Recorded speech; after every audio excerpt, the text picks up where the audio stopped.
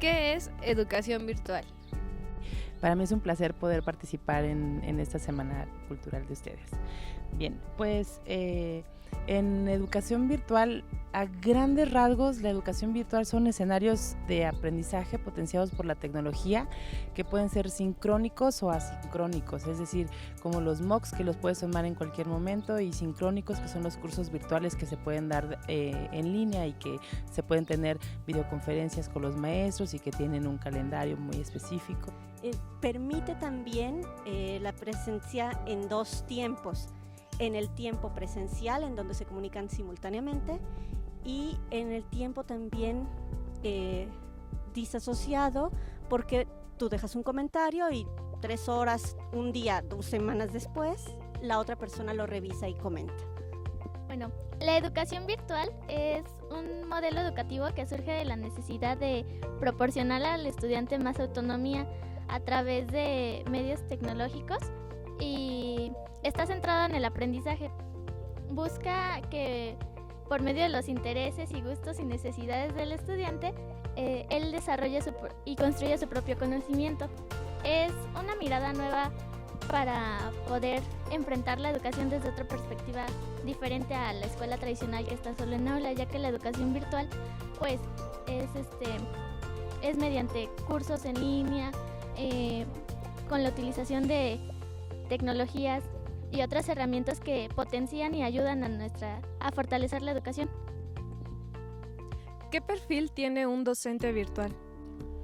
Bueno, los perfiles de los docentes, además del área base donde se desenvuelven, por ejemplo en mi caso que soy ingeniero en electrónica, tienen una formación extra en el uso de instrumentos o de herramientas que le permiten acercarse a un programa virtual.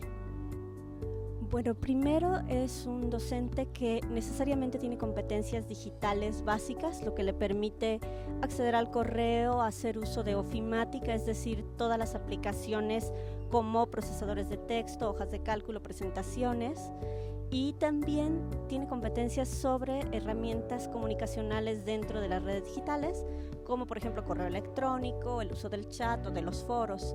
Y ahora ya en las nuevas plataformas, también las redes sociodigitales como Facebook, Twitter y todo eso, lo que le permite entonces estar en contacto con sus estudiantes, revisar sus tareas, poner aportaciones en los foros o en los distintos espacios que cada plataforma tenga y así entrar en contacto con sus estudiantes. Además, debe poseer las características del campo que enseña, es decir, tiene que ser un profesionista con preparación en el campo en el que va a enseñar. Bien, un docente virtual lo que debe tener en cuenta son como tres grandes áreas. Por una parte es la parte de formación pedagógica, ya que hay muchos modelos y teorías de aprendizaje, de enseñanza que uno debe de optar por alguno.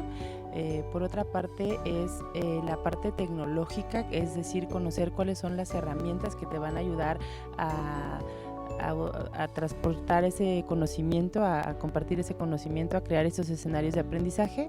Y por otra parte es el conocimiento de la materia, el contenido, el ser especialista en el aprendizaje de una materia. Bueno, el perfil que debe tener un docente virtual debe de ser pedagógico, tecnológico y contenidista. Es preferible que sean los tres, ya que pedagógico viene tanto de lo motivacional como la interacción con el alumno, ya que aunque sea a distancia no significa que no haya esa interacción, que alumno, profesores entre otros. Lo tecnológico es necesario que lo conozca, ya que siendo a través de la tecnología, con herramientas digitales, es fundamental que las conozca para poder trabajar con ellas y además lograr que el alumno trabaje con ellas. Y lo contenidista es conocer acerca del tema, tanto de lo que es educación virtual, como lo que se necesita, los contenidos que se va a dar en cierto curso, ya sea de matemáticas, español o entre otros. Y es necesario los tres, sí, porque se necesita acompañar. No puedes solo conocer el contenido si no conoces las herramientas, porque no solo es dejar una lectura y unas preguntas, sino ver cómo vas a potencializar lo que quieres enseñar a través de estas herramientas, lograr la interacción y lograr que un aprendizaje significativo en los alumnos, incluso en uno. ¿Cuál es el campo de acción de los docentes virtuales? Pues es un campo que está creciendo y que va tomando diferentes nombres y diferentes formas en la medida en la que va creciendo.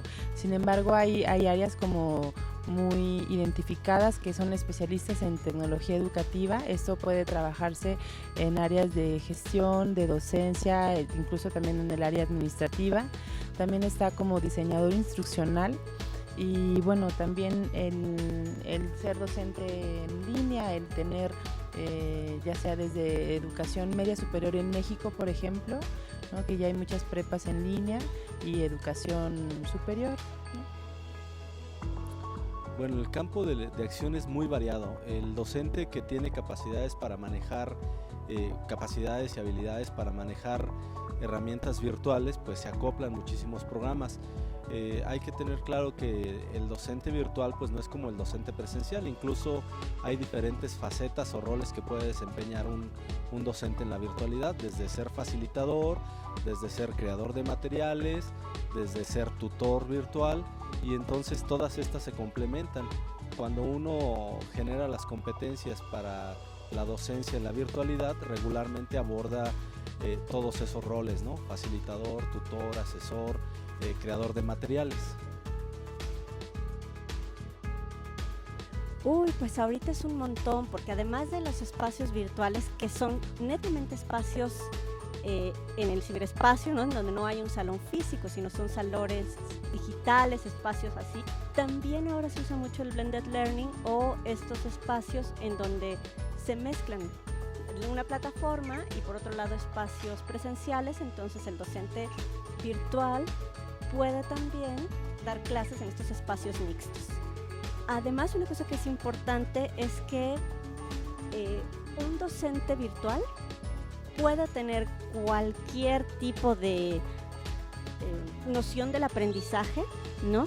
Pero es mucho más sencillo si él cree que el aprendizaje lo construye en cada uno de sus alumnos, es decir, tiene una perspectiva subjetivista del aprendizaje, porque eso le permite tener otro tipo de vinculación y de proponer otro tipo de actividades para sus estudiantes, no nada más el lee el PDF y anota estas preguntas y todo, porque eso no tiene ninguna diferencia con lo que hacemos un maestro en clase, ¿no?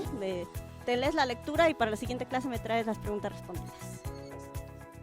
Los campos de acción de un docente virtual depende del tipo de rol que desempeñe este. Por ejemplo, si se trata de un tutor virtual, se encarga del acompañamiento de los estudiantes en un curso totalmente virtual, es decir, el acompañamiento por medio de la plataforma, chats, foros u otros medios de comunicación.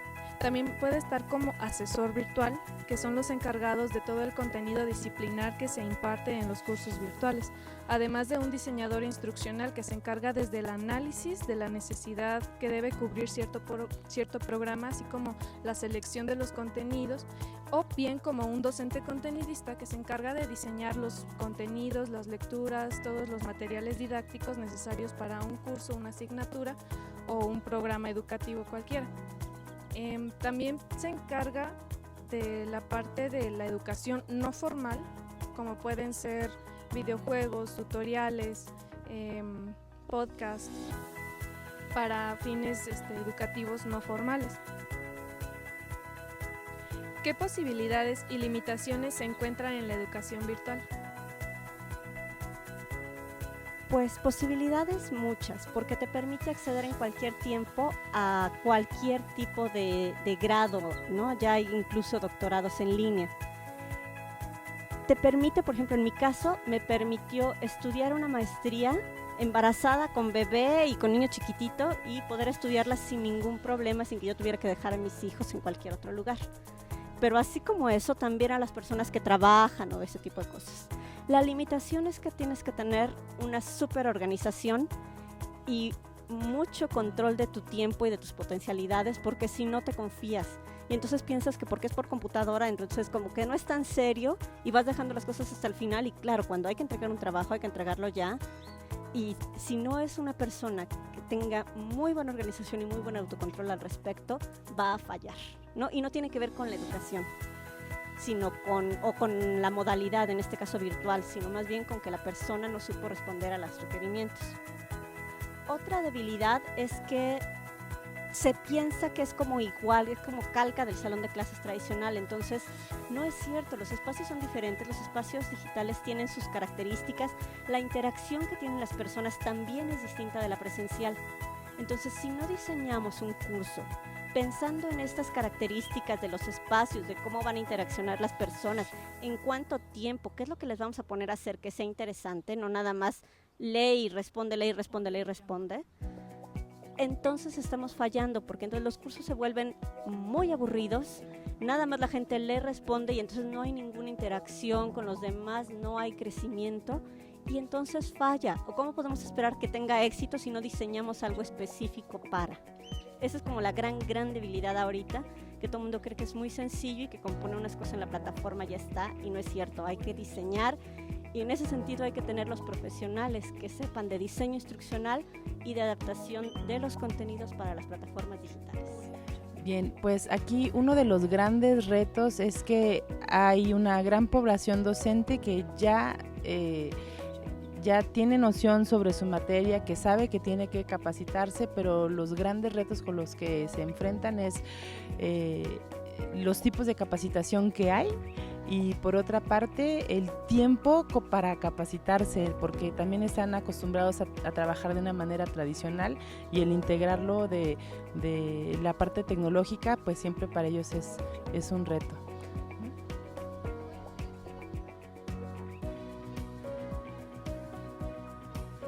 Bueno, hoy en día la educación virtual en general está creciendo muchísimo. Hay muchísimos aspectos que se siguen desarrollando y se seguirán desarrollando. En México ya tenemos licenciaturas virtuales, tenemos una universidad abierta a distancia. Aquí propiamente en la Universidad Autónoma de Querétaro tenemos también un programa de licenciatura y a nivel posgrado todavía es un poco más amplio el impacto, porque obviamente ya son personas formadas, que van a abordar una temática nueva, que van a profundizar y es mucho más fácil abordar la virtualidad como una opción o una modalidad educativa. En México uno de los grandes retos que hay es la acreditación de los programas no presenciales o virtuales. A nivel posgrado apenas tiene 2 años que se están acreditando los posgrados, en licenciatura tiene muy poco también que se están acreditando ya los programas no presenciales. Es impresionante, hoy solo por ejemplo en nivel posgrado tenemos 17 programas a nivel nacional, de ellos todos 16, casi todos son en nivel maestría, solo uno es en nivel doctorado. Entonces si lo comparamos por ejemplo con los programas presenciales que superan los 2.500 acreditados por CONACYT, pues los no presenciales todavía tienen un largo camino por recorrer, ¿no?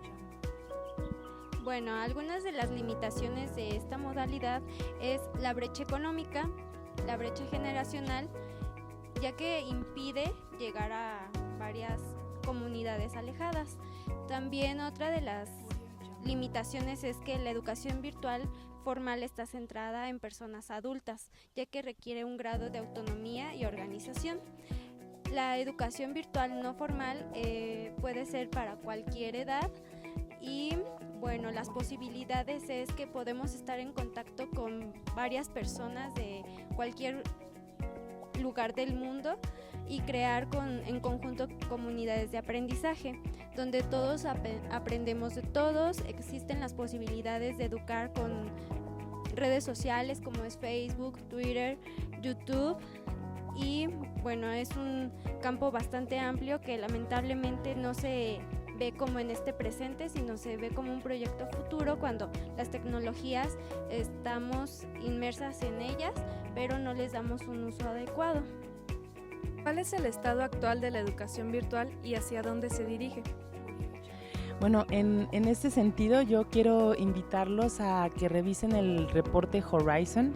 Ese reporte es de la Universidad de Austin, Texas, y la verdad es que tiene cada año como los mejores puntos hacia dónde se va a ir enfocando la educación y la tecnología. Y en ese sentido, en el reporte Horizon de este año, lo que sale es pues las tendencias para la educación de entornos personales de aprendizaje, la educación ubicua y la realidad virtual, todo lo que tiene que ver con realidad virtual. Bueno, pues ahorita las plataformas digitales nos permiten muchísimas cosas. Entonces el estado actual es, ahorita todas las universidades necesariamente tienen cursos en espacios digitales, ¿no? Cursos virtuales y también cursos mixtos. Además están los MOOCs o los cursos masivos en línea, en donde también muchas universidades de todo el mundo y de México incluidas tienen los cursos para un gran número de alumnos, es decir, 5,000 alumnos, 10,000 alumnos, no sé, unas cantidades así. Los cursos no está un maestro ahí, sino están diseñados para que los estudiantes puedan interactuar con el material y con los otros estudiantes y sí, preguntarle a los docentes algunas cosas, pero no todos preguntan. Entonces, ese es como el estado actual ahorita.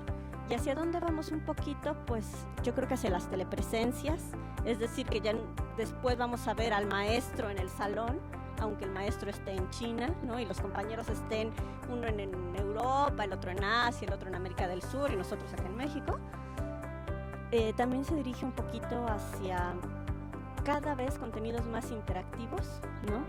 Ya no las lecturas nada más, sino por ejemplo, lo que ahorita he visto en algunos MOOCs, que es hay un video y después del video te hace unas preguntas, pero dentro del mismo video. Entonces ya contestas con base en lo que acabas de ver y no tienes que contestar tu cuestionario después. O ese tipo de cosas es como hacia donde vamos un poquito y bueno, está en eso, pero no todo el mundo lo aplica. Creo que las posibilidades hoy son muchas, de hecho es un área con muchísima más innovación tecnológica sobre todo que el área presencial en la actualidad, pero que aborda las mismas problemáticas que el área presencial con una diferencia, ¿no? Que no tenemos un aula regulada por paredes, ni tampoco está un docente expresamente frente al aula, pero cambiando esas condiciones, al final de cuentas también es educación. ¿Cuál es el estado de la educación virtual y hacia dónde se dirige? Creo que es necesario contextualizar esto. En el mundo la educación virtual está avanzando muy rápido. En España ya estamos hablando de universidades completamente virtuales, preparatorias completamente virtuales en otras partes del mundo. Mientras tanto en México sigue habiendo muchas oportunidades para que esta área se extienda se extienda mucho más. ¿Y hacia dónde se dirige esto aquí? Bueno, pues se dirige a muchos campos de innovación, a muchos campos de oportunidades, tanto para universitarios que necesitan estudiar pero no pueden por los tiempos, por trabajo, por dinero, porque no encuentran lugar en donde estar. Yo creo que la educación virtual se dirige a un momento de crisis, pero la crisis no necesariamente significa obstáculos, significa más bien retos. Algo por lo que la educación virtual tiene que pelear es para formar campos, para que juntos hagan diferentes cambios, diferentes cosas que crear. Bien, para los chicos que están estudiando esta sección de educación virtual, pues de entrada creo que el que sea una generación nueva, con sangre nueva, les permite a ustedes, como también nativos digitales, tener una perspectiva muy diferente a los maestros que llevan ya años trabajando en la universidad. Este tema de los migrantes y nativos digitales sí es una realidad, es algo que tenemos que tener presente, que tenemos que tener paciencia y que tenemos que ser proactivos en construir puentes para que se vayan pues limando esas asperezas. Pues qué bueno que hagan este esfuerzo.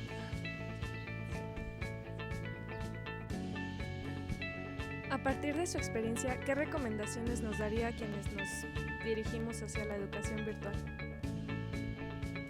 Pues primero que se atrevan a investigar. O sea, todas las herramientas digitales son nuevas, entonces se vale ahora sí que picarle y investigarle para ver qué es lo que me da de nuevo, cuál es la potencialidad educativa de una, de otro, de la otra, sin juzgar, sino más bien es a partir de cómo puedo yo de aquí desprender aprendizajes, o qué tipo de habilidades, o qué tipo de cosa se puede aprender, por ejemplo, de los videojuegos. ¿No? De los videojuegos podemos aprender un montón de cosas y no nada más tacharlos como de, ay, Halo no sirve para nada porque nada más se dedican a matar, pero no es cierto, porque resulta que los chicos cooperan. Entonces, de ahí podemos como extraer eso. Entonces, esas como dos características, una es investigar, la otra es no juzgar, sino más bien ver qué potencialidad educativa tiene. La otra es siempre estar como preparándose, no confiarse y ser creativos, ¿no? Atreverse a hacer las cosas, y con eso yo creo que es más que suficiente. Bueno, muchas gracias. Bueno, mi experiencia en la modalidad inicia primero con las plataformas tecnológicas. Yo empecé a trabajar con Moodle, con Blackboard, con algunas otras de las plataformas a nivel técnico, instalación, configuración, puesta en marcha. Cuando te empiezas a incursionar en el mundo virtual, pues regularmente tienes que irte formando en las otras áreas para saber las herramientas hacia qué van dirigidas. Entonces, poco a poco me fui incursionando en otras de las áreas de la educación virtual. Fui desarrollando nuevas competencias, fui trabajando y preparándome sobre nuevas áreas. Me tocó abrir junto con un grupo de compañeros el primer programa educativo virtual o no presencial a nivel maestría aquí en la Universidad Autónoma de Querétaro, que es la maestría en innovación en entornos de enseñanza-aprendizaje. Y también en el grupo de trabajo que desarrolló el primer doctorado, que es el doctorado en innovación en tecnología educativa. Estos dos programas actualmente están en PNPC, entonces mi trabajo principalmente se ha desarrollado en estos programas, aunque también apoyo en algunas otras áreas de manera virtual, ¿no? Bueno, la experiencia que yo he tenido en el área de educación virtual, meterme al área de educación virtual, porque pude ver la educación desde otra mirada, desde no solamente cuatro paredes o no solamente estar ahí junto a mi alumno, sino que por medio de las tecnologías, por medio de todas esas herramientas que a veces las vemos en la red o las utilizamos pero para otras cosas, las podemos utilizar y enfocar hacia la educación, nos ayudan a mejorar, a enriquecer la forma en que el otro aprende, no tanto lo que yo le tengo que enseñar, sino que el otro va construyendo su propio conocimiento a través de técnicas, herramientas, plataformas diferentes, y es, como ya mencionamos, una forma diferente, una perspectiva diferente de ver la educación, y es algo muy enriquecedor para nosotros como docentes, ya que no solamente te encierras no, pues si soy docente tengo que estar en una escuela. No, o sea, puedes trabajar como diseñador instruccional, como tutor virtual, como asesor, como diseñador contenidista. O sea, hay un sinfín de formas y trabajos que puedes realizar dentro de lo virtual que enriquece tu práctica, enriquece la forma en que enseñas y la forma en que aprenden.